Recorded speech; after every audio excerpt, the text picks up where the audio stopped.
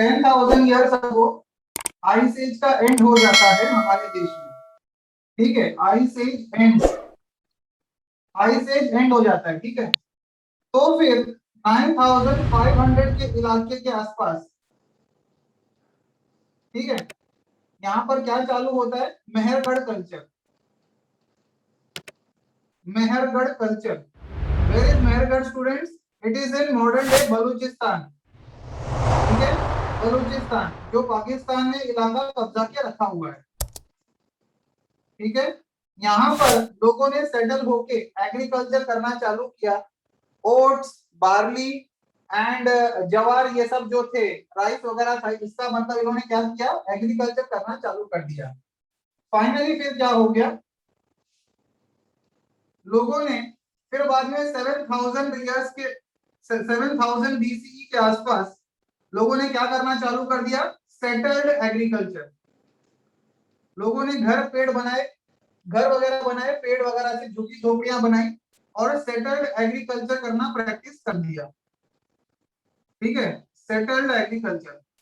जब मैं settled agriculture की बात करता हूं तो मैं कौन से इलाके की बात कर रहा हूं, सिंध, अगेन पाकिस्तान। ठीक है, समझ में, सेटल्ड एग्रीकल्चर। अब जब इंसान सेटल्ड एग्रीकल्चर में रहने लगा तो उसने क्या देखा कि वो मतलब बहुत ही करीब लोगों के साथ रह रहा है। पहले तो वो जंगल और झोपड़ों में रहता, जंगल और झुंड में रहता था, तो उसका बाकी लोगों के साथ इंटरेक्शन नहीं होता था। लेकिन अब क्या होने लगा, क्योंकि वो घर में रहने लगा, इसलिए कुछ ही लोगों के साथ वो इंटरेक्ट करता था, लेकिन ज्यादा अच्छी तरीके से बॉन्डिंग किया करता था। और इस वजह से उसके नेचुरल जो बाउंडेशंस थे, उसकी जो मतलब जो नेचुरल फीलिंग्स थी दूसरे लोगों के प्रति और बढ़ने लगी। और फिर यहीं से ही सिस्टम किसका आया, फैमिली लाइफ। फैमिली लाइफ, ठीक है, फैमिली लाइफ। उसने जानवरों को मारने के अलावा उसने क्या किया, उसका एनिमल हस्बेंड्री चालू कर दिया। एनिमल हस्बेंड्री उसने चालू कर दिया।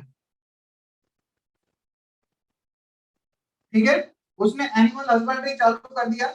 और फिर बाद में जब, क्योंकि इतनी फीलिंग्स जुड़ी हुई है आपके कुछ लोगों के साथ, कुछ फैमिली में, कुछ झोपड़ों में कुछ रहने के लोग के वजह से, तो इसलिए आप क्या करेंगे, आप मैक्सिमम ये ट्राई करने की कोशिश करेंगे कि उनको आप ज्यादा से ज्यादा प्यार दें।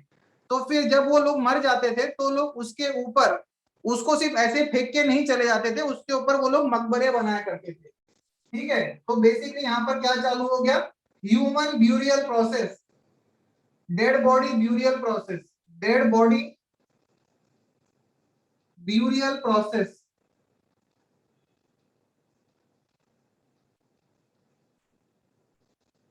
डेड बॉडी ब्यूरियल प्रोसेस, पहले तो मतलब क्या, इंसान मरते थे ना तो ऐसे छोड़ के चले जाया करते थे, क्योंकि इंसान बंजारा हुआ करता था, समझ में। लेकिन अब बंजारा वगैरह करने की कोई जरूरत नहीं है। ठीक है, अब यहाँ पर उसने राइस वगैरह उगाना वगैरह चालू कर दिया। ठीक है, ये वाला जो टाइम है ना स्टूडेंट्स, ये वाला जो टाइम देखते हैं अभी, फिर 6,000 सी, ये फर्स्ट सिटीज प्रॉपर शहरों का निर्माण हुआ।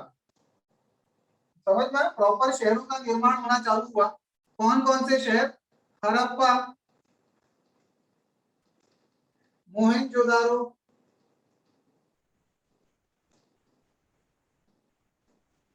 लोथल, राखी गढ़ी,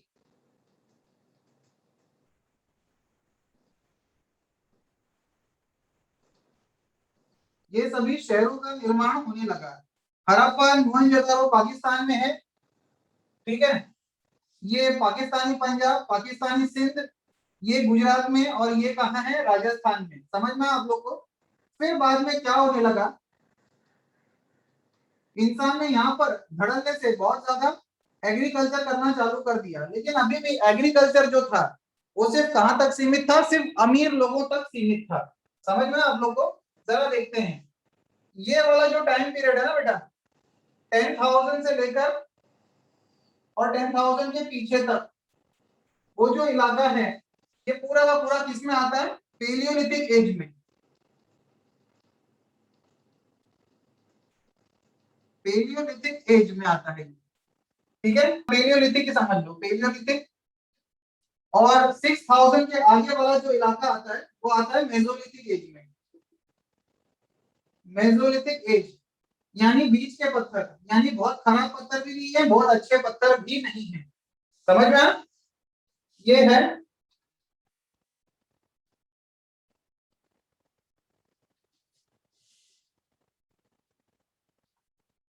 ठीक है। फिर बाद में इंसान ने तकरीबन, आप समझ लीजिए 4000 ईयर्स के आसपास तक ये मेसोलिथिक एज कंटिन्यू रहा। लेकिन फिर फाइनली यहाँ पर आप क्या देखते हैं, यहाँ पर आप देखते हैं कि 2500 के आसपास उसने क्या इस्तेमाल करना चालू कर दिया, कॉपर। कॉपर और स्टोन दोनों इस्तेमाल कर रहा था, copper and stone both, copper and stone both वो इस्तेमाल कर रहा था 6000 से लेकर 2500 तक। ये पूरा का पूरा जो टाइमलाइन है ये क्या कहलाता है, ये कहलाता है मेसोलिथिक एज। ठीक है, ये कहलाता है मेसोलिथिक एज।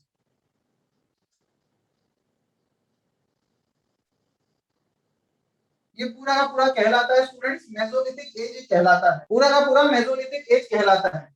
और जो 4000 5000 और 2500 तक जो इन्होंने इस्तेमाल किया वो क्या कहलाता है, चाल्कोलिथिक एज। चाल्कोलिथिक एज, ठीक है। 2500 बीसीई और उसके आगे वाला जो भी टाइम पीरियड था वो क्या कहलाता है, वो कहलाता है नियोलिथिक एज, नए पत्थर, नियोलिथिक एज। देखो बेटा ऐसा कुछ हार्ड एंड फास्ट रूल नहीं है, जिस हिस्टोरियन ने जो बोल दिया, जैसे बोल दिया वो वैसे ही हो गया। ठीक है, इसमें ज्यादा सोचो मत, क्योंकि अगर ये क्या है, प्री हिस्ट्री है, यहाँ पर बहुत ज्यादा अच्छे रिकॉर्ड हमें देखने को नहीं मिलता। ठीक है, और फिर यहीं पर ही आप क्या देखते हैं, अलग अलग प्रकार के रिचुअल प्रैक्टिसेस और ज्यादा एक्सट्रीम होने लग गए, नए पत्थर। ठीक है, फाइनली फिर 1000 बीसीई, बीसीई यहाँ पर किसकी डिस्कवरी होती है स्टूडेंट्स, डिस्कवरी ऑफ आयरन।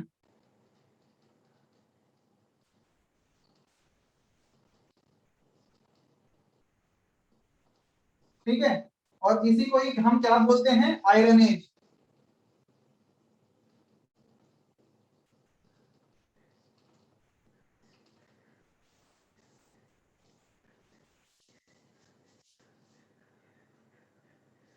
ठीक है, हम लोग इसको क्या बोलते हैं, आयरन एज।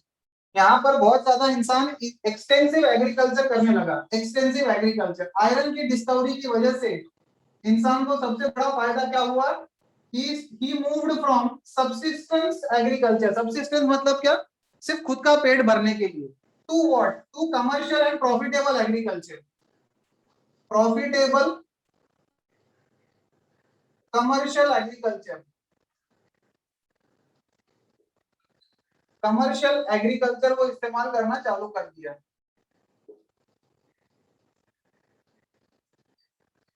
समझ में आया?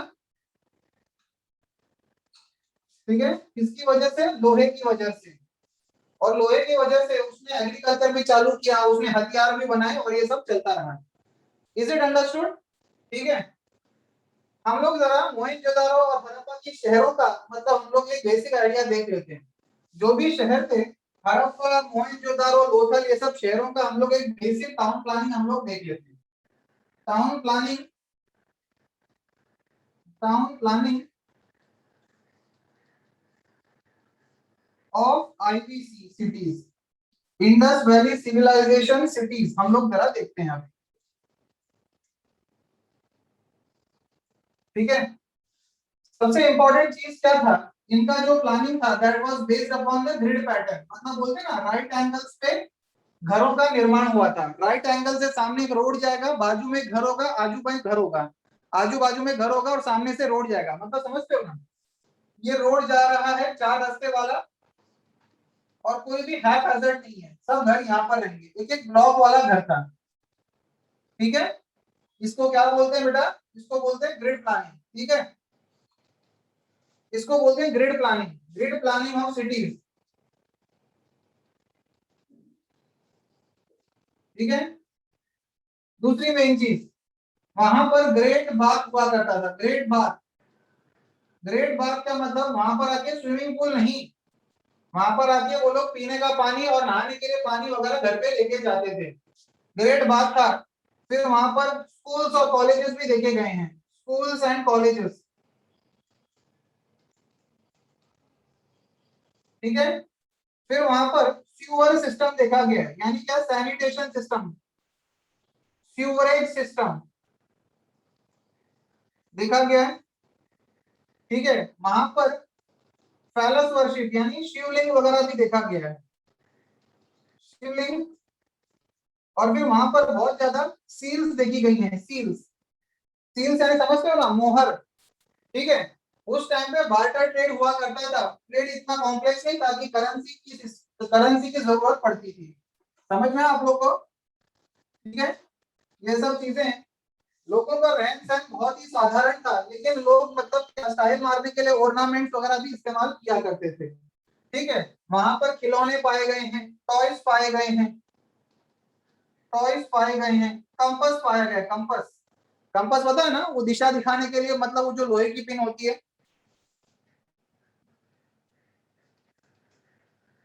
कंपास पाया गया है। और भी बहुत सारी चीजें पाई गई हैं। वहां पर मूर्तियां पाई गई हैं, statues, statues of mother goddess वगैरह, ये सब पाई गई हैं।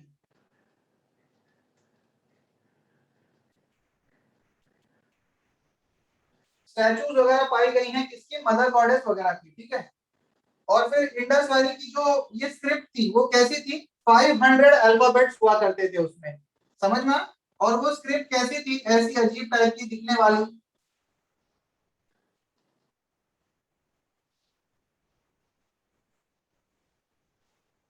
ये ऐसी अजीब सा टाइप की दिखने वाली।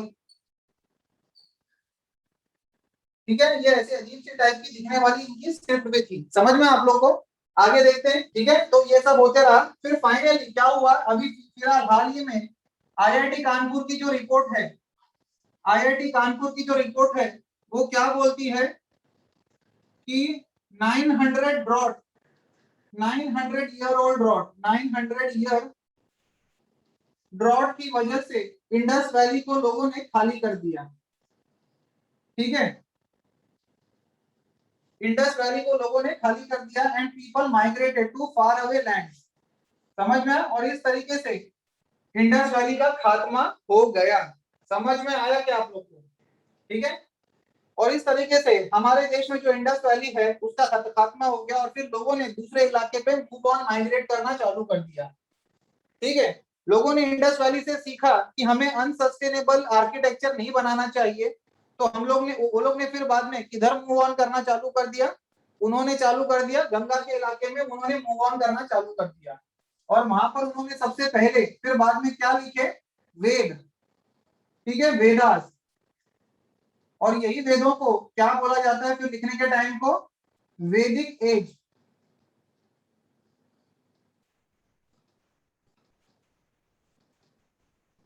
समझ में आया? वैदिक एज इसी को ही बोलते हैं।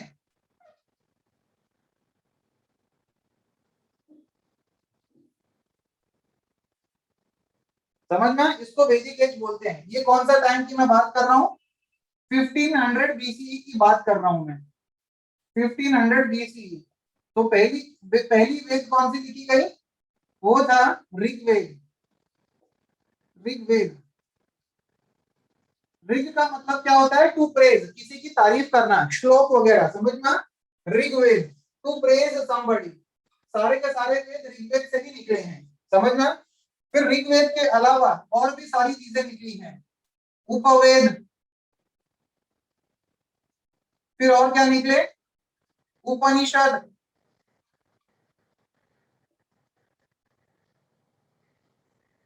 फिर क्या, शास्त्र। फिर संहिता।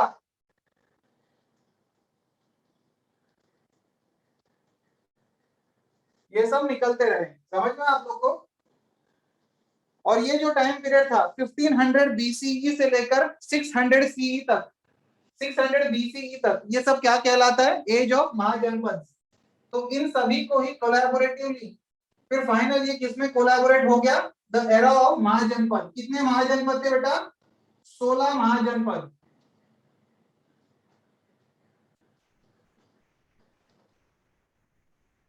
ठीक है, कितने थे कुल मिला के, 16 महाजनपद। समझ में आपको,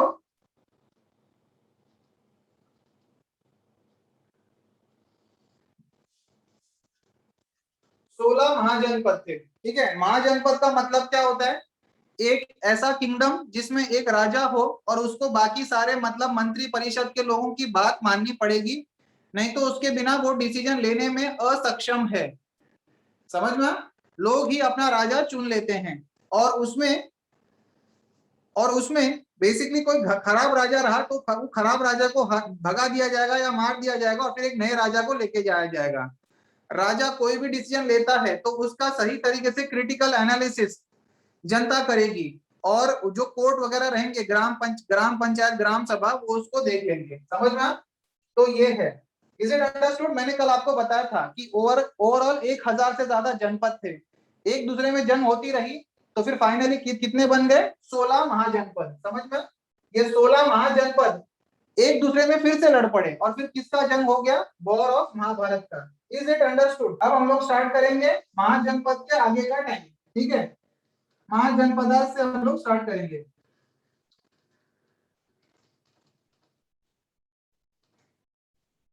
महाजनपद ओरिजिनली कितने थे, 16। ये ओरिजिनली कहां से निकले थे, ये लोग जनपदों से निकले थे, जनपद से।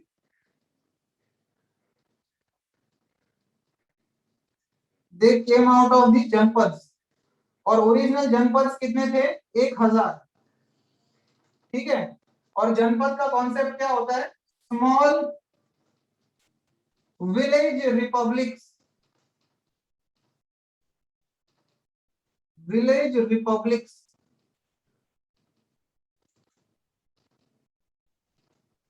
Small village republics. ठीक है, समझ में, ruled by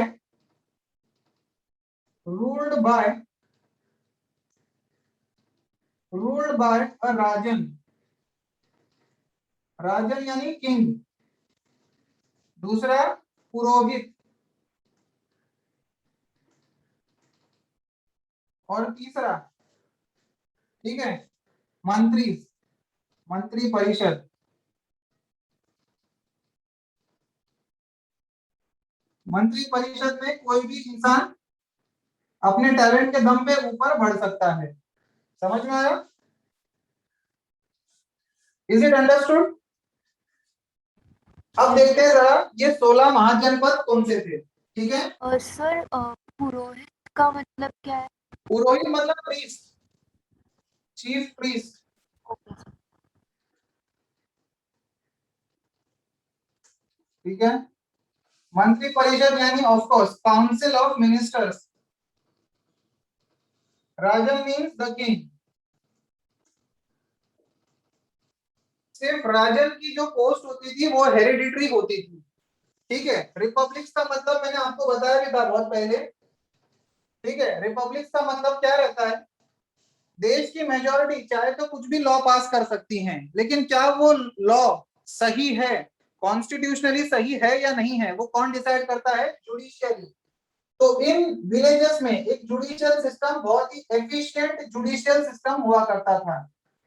efficient efficient gram panchayat judicial system हुआ करता था, कि राजन चाहे तो कोई भी डिसीजन ले ले, लेकिन क्या वो कॉन्स्टिट्यूशनल डिसीजन है, ये कौन डिसाइड करेगा, जो ग्राम पंचायत जो सिस्टम था वो उनकी जुडिशियरी डिसाइड करती थी। समझ में, very primitive form of judiciary, very primitive form of judiciary.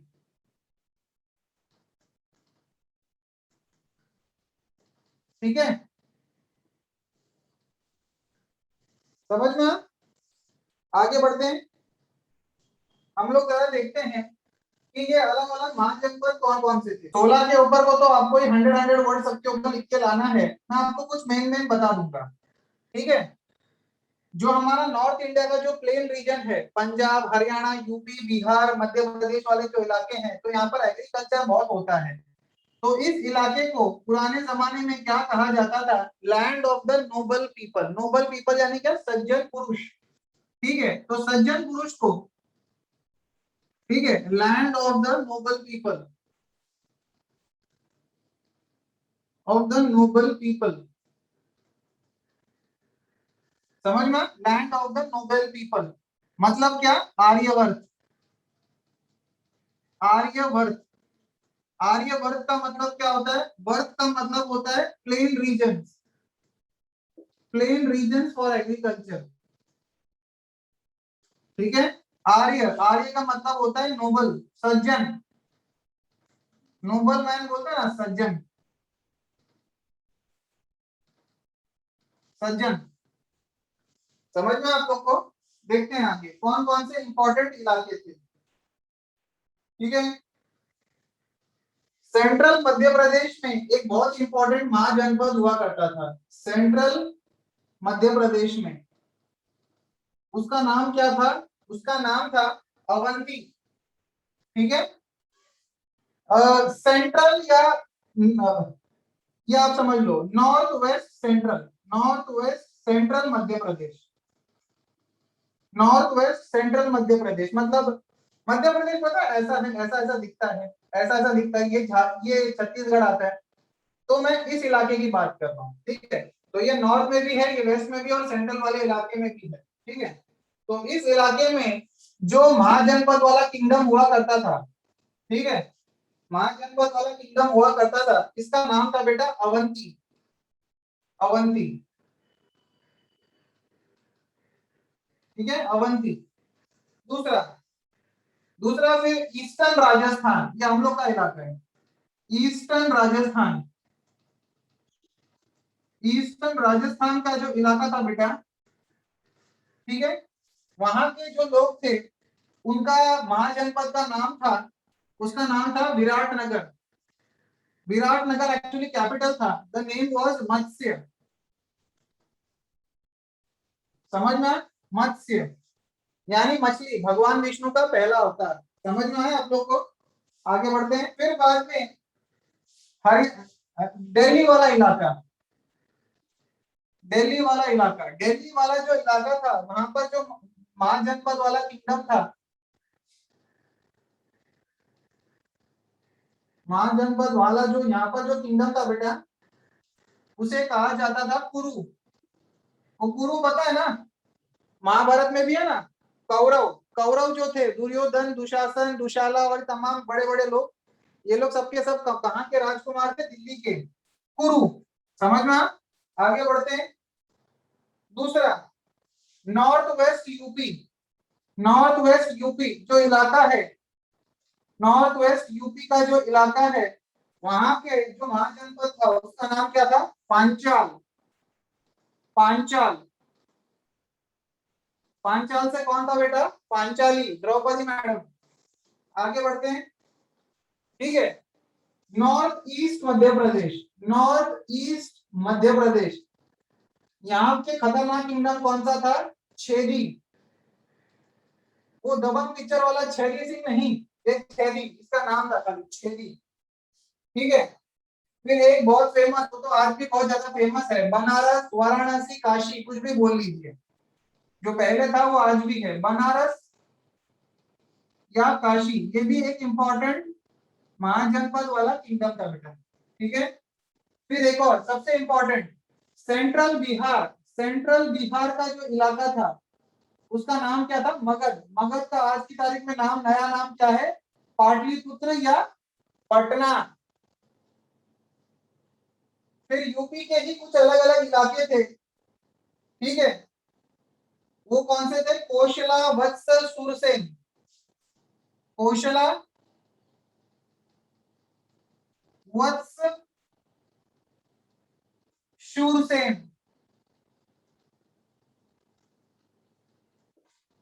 ठीक है, ये सब यूपी वाले महाजनपद थे, और फिर फाइनली बिहार में दो अलग अलग थे, वो थे वृज्जी और अंग। ठीक है, वृज्जी, वृज्जी एंड अंग। अंग, अंग से कौन थे? अंग से थे अंगराज कर्ण। ठीक है, वो जब भी स्वयंवर होता है तो द्रौपदी क्या भड़क के बोलती है कि मैं किसी सूत पुत्र से विवाह नहीं करूंगी। तो वो दुर्योधन क्या बोलता है कि तुमने मेरे दोस्त का अपमान कैसे किया, उसको सूत पुत्र बोला कैसे, मैं अभी का अभी उसे अंग देश का राजा बनाता हूं। तो basically when we are talking about Anga, इसका नया नाम क्या है? भागलपुर। समझ में? सदर्न बिहार वाला इलाका होता है अंग। समझ में? तो अलग अलग 16 महाजनपद थे। हर एक महाजनपद के ऊपर आपको 100 वर्ड लिख के लाना है। समझ में आया क्या? Is it understood? आगे बढ़ते हैं। ठीक है, तो फिर ये 16 महाजनपद थे, इसमें से सबसे होशियार महाजनपद था मगध। ठीक है, मगध। तो ये मगध रियासत के जो मतलब ये जो लोग थे, उन्होंने महाभारत के वॉर में बढ़ चढ़ के हिस्सा नहीं लिया, और इसीलिए इन्होंने बोला कि आप लोग लड़ो, हम लोग दूर से तमाशा देखेंगे। और ये हुआ भी। 15 के 15 महाजनपद एक दूसरे से लड़ते रहे। ठीक है, फाइनली रफली अराउंड 897 बीसीई, यानी लॉर्ड जीसस क्राइस्ट के भी 897 इयर्स पहले, और आज से 2021 साल पहले, 2021 प्लस 897, यानी ऑलमोस्ट 3000 साल पहले महाभारत का ये खतरनाक युद्ध लड़ा गया। ठीक है, डेट्स जो हैं वो आगे पीछे हो सकते हैं 100-200 साल, लेकिन रफली इसी टाइम पीरियड में ये होता है। जो रामायण जो है, Ramayana was fought around 2900 BCE. ये रामायण का वॉर हुआ था यहाँ पर इस टाइम पे। समझ में? कुछ लोग बोलेंगे 21,000 साल पहले, कुछ लोग बोलेंगे 50,000 साल पहले, वो सब बकवास है। ठीक है, रामायण का जो वॉर है बेटा, रामायण के जो इवेंट्स हैं, they happened around the age of 2900 BCE, यानी आज से तकरीबन 5000 साल पहले। और महाभारत का जो वॉर था, it happened around 3000 years ago. अब ये महाभारत में वो टीवी शो आपने देखा होगा, उसमें क्या बताया है कि एक फाइट मारा तो 100 लोग उड़ जाते हैं हवा में, और वो एक तीर छोड़ा तो 1 लाख लोग मर जाते हैं। ये सब कुछ भी बताया, ये सब असलियत में नहीं था। ये वॉर हुआ था नो डाउट, लेकिन मतलब क्या ये इस इंटेंसिटी से नहीं हुआ था जिस लेवल पे इसको पिक्चराइज करके ग्लैमराइज करके बताया जाता है लोगों को। ये एक बहुत बड़ा वॉर नो डाउट था, लेकिन ये इतना भी बहुत बड़ा वॉर नहीं था जितना शोज और टीवी और फिल्म पे बताया जाता है।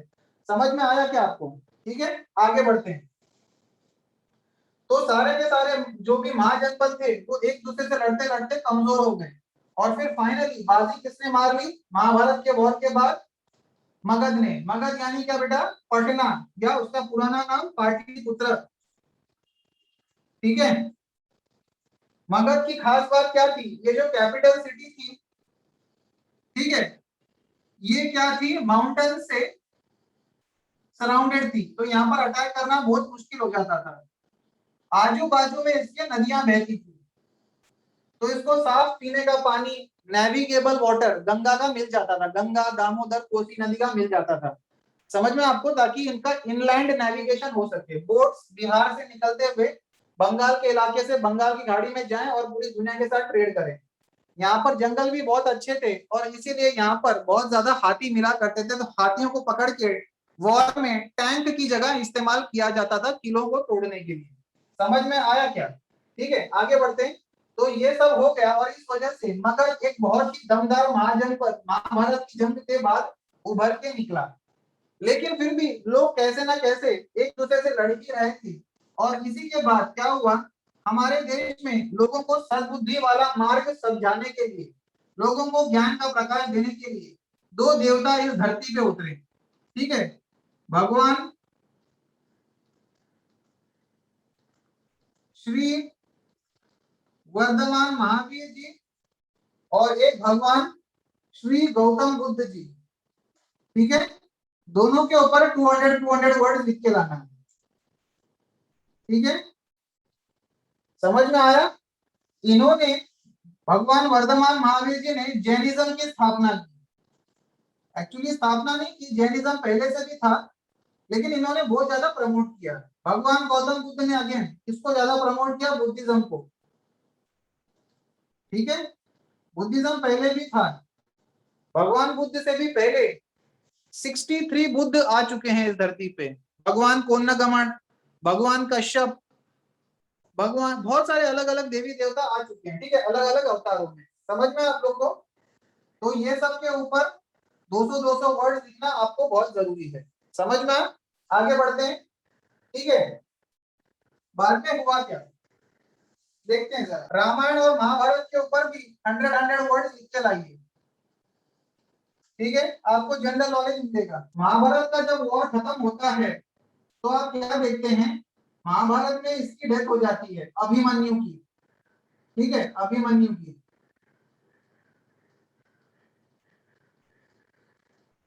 ठीक है, प्रिंस अभिमन्यु, राजकुमार अभिमन्यु की मृत्यु हो जाती है। अभिमन्यु किसका बेटा था बेटा? अर्जुन, महाराज अर्जुन का लड़का था, ठीक है। और अर्जुन कौन थे? पांडव पुत्र थे, पंडु, महाराज पंडु के लड़के थे,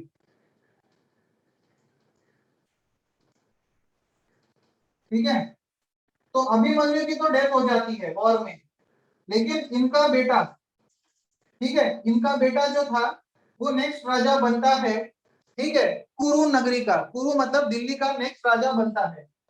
उनका नाम होता है ये सम्राट परीक्षित।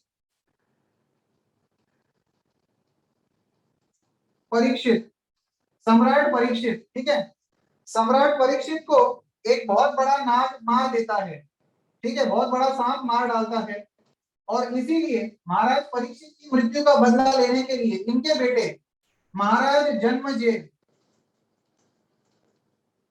यानी ये जन्म से ही अजय थे, इनको जन्म से आज तक कोई हरा नहीं पाया।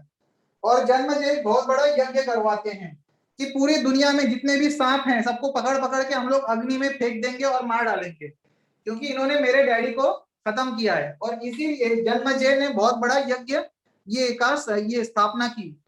पूरी दुनिया में जितने भी सांप वगैरह हैं वो डर जाते हैं, और जितने भी ऋषि मुनि हैं उनको बोलते हैं कि